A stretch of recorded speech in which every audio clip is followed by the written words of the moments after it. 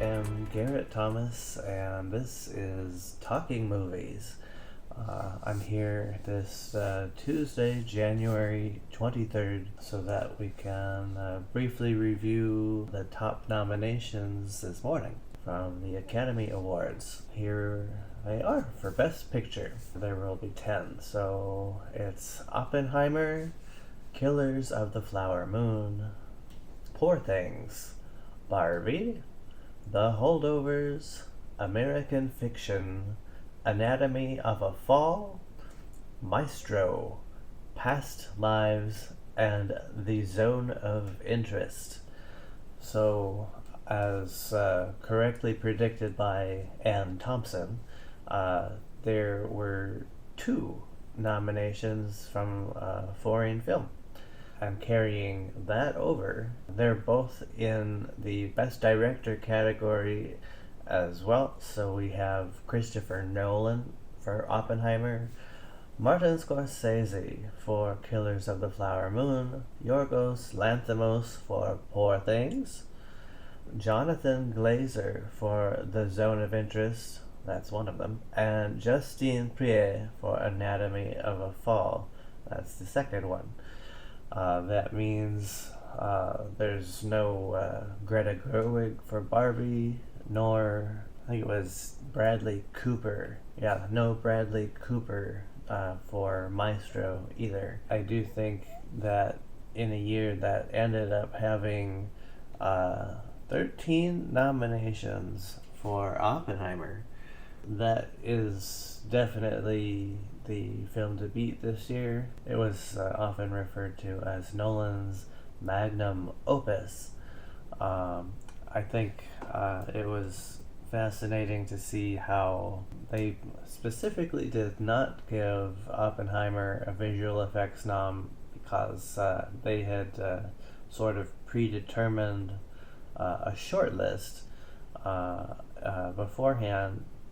And that movie tried as much as possible, probably even succeeded, to not use any digital visual effects, as much as it made it look real. I mean, it was as real as they could do for what was in front of the camera. I think had it had a visual effects nom, it would have been paired with such past films as Titanic and Lord of the Rings, Return of the King, for having 14 noms. So 13 is as much as it can get. That's followed by the fantasy Poor Things, as well as Scorsese's Killers of the Flower Moon with 10. And then Best Actor was correctly predicted as well. We had Cillian Murphy for Oppenheimer, Paul Giamatti for The Holdovers. I'll talk more about that in a second. Bradley Cooper did get a nomination for acting again. Jeffrey Wright for American Fiction, and Colman Domingo for Rustin. So this ultimately meant no nomination in actor for Leonardo DiCaprio, and it was nice as well to see Giamatti get a Best Actor nomination. I think that a lot of people were initially expecting him nearly 20 years ago for Sideways, so it's good for his stature category. I remember him from at least 25 years or so ago for even being in The Truman Show. He did not have an actual nomination, but he's been making significant films, including that Peter Weir film. I think Bradley Cooper did not get a directorial nomination, but he did get in for acting and screenplay. I think he shared that with another person. There was no Margot Robbie for actress, but we once again got 2 folks such as Lily Gladstone from Killers of the Flower Moon. I think she'll be really the one to beat there because she's also the first Native American Not to mention first nominee for being of Two-Spirit. We also had Sandra Hüller for Anatomy of a Fall, Carey Mulligan, Maestro, Emma Stone, Poor Things, and Annette Bening got another nomination for Naiad.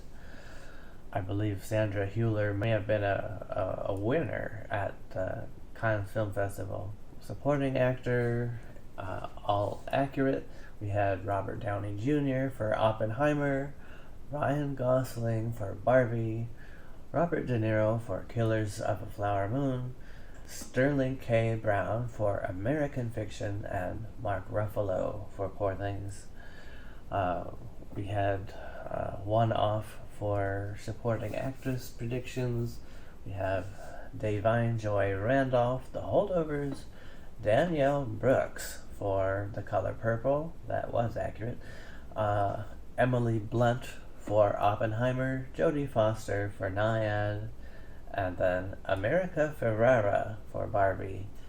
I think she'll be the competition, America Ferrera, with more or less a surprise nomination from Da'Vine Joy Randolph, who so far has been winning a lot of the previous competitions, including Golden Globes and Critics' Choice.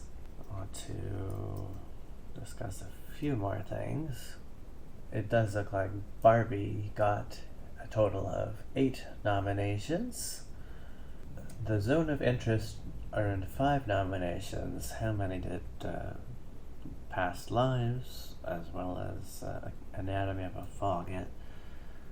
5 nominations as well for Anatomy of a Fall. Yeah, just 2 nominations for Past Lives. I'm sure this link is taking forever because of everybody trying to access it. Okay, another film that did not receive a directorial nomination ended up being The Holdovers. So no Alexander Payne. It ended up having a total of 5 nominations. It's largely going to be about Paul Giamatti and Da'Vine Joy Randolph. There's a chance it's even going to get a screenplay as well, original screenplay. The big 2, I think, for Holdovers, Paul Giamatti and Da'Vine Joy Randolph. Once again, the directors that did get in will be Christopher Nolan for Oppenheimer, Scorsese, Flower Moon, Lanthimos, Poor Things, Jonathan Glazer for The Zone of Interest, and Justine Triet for Anatomy of a Fall. Once again, that also means we have at least one female in the director's branch. That's more than 0. Alright, I did want to just review a few more things. The Color Purple ended up just receiving a single nomination for supporting actress Danielle Brooks. That may have just kind of been a nod to the original back in the 80s with Spielberg directing and Whoopi Goldberg. But I think all that's going to have on it was sort of interest in what occurred for music. Once again, we have John Williams in a nomination for Indiana Jones and the Dial of Destiny. He's in his 90s now. We have Laura Cartman for American Fiction. That was a fantastic, kind of jazzy score. Killers of the Flower Moon, the late Robbie Robertson. Poor Things with Jerskin Fendrix and the master right now, Academy Award winner Ludwig Göransson for Oppenheimer. That score is what needs to win. I don't know if his first Academy Award winning was super deserved. His first winning was for Black Panther.